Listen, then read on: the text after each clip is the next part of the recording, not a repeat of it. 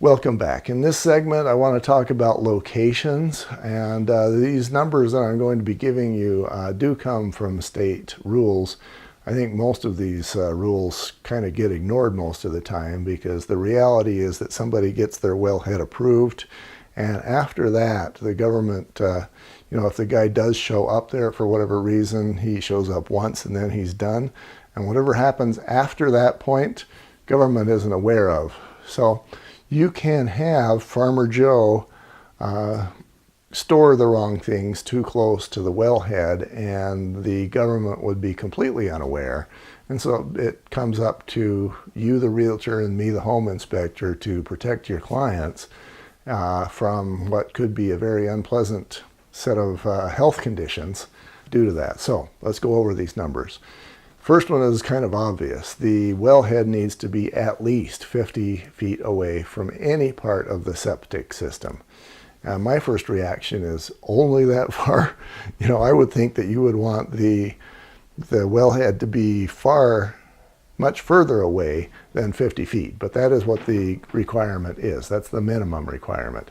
You want to have it be at least 50 feet away from a livestock yard. And again, it's like only that far. But, that's what the requirement is.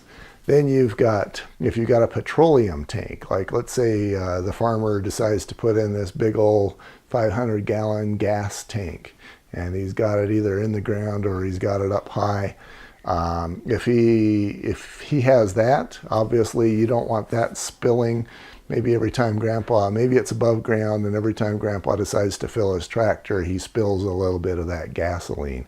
And that gets down into the wellhead, and of course now Grandpa's family and your clients who buy the house, they're going to be drinking that gasoline probably for the next 5 years. That is going to show up, by the way, in the organic chemicals section, but depending on the health department, they may or may not require that organics be sampled.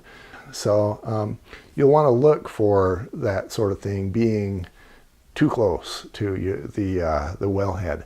Then 250 feet to manure stacks. So Grandpa Joe, he puts in his livestock yard after the wellhead happens, and of course that's a short distance from the wellhead, and then he uses his tractor to stack that manure. That manure stack needs to be more than 250 feet away. And of course, that's kind of brain dead obvious, but unless you actually think about it, a lot of us don't really put that two and two together. So these are things, again, that your home inspector should be aware of, but home inspectors, I've said it before and I'll say it 100 times again, most home inspectors, the only thing you need to be a home inspector is a business card and a headache.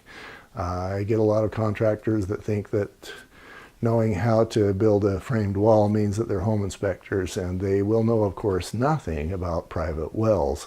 So then it becomes, I don't want to say your problem, but it becomes part of what you kind of need to just be checking for as you're hiring home inspectors and hoping that they protect your clients.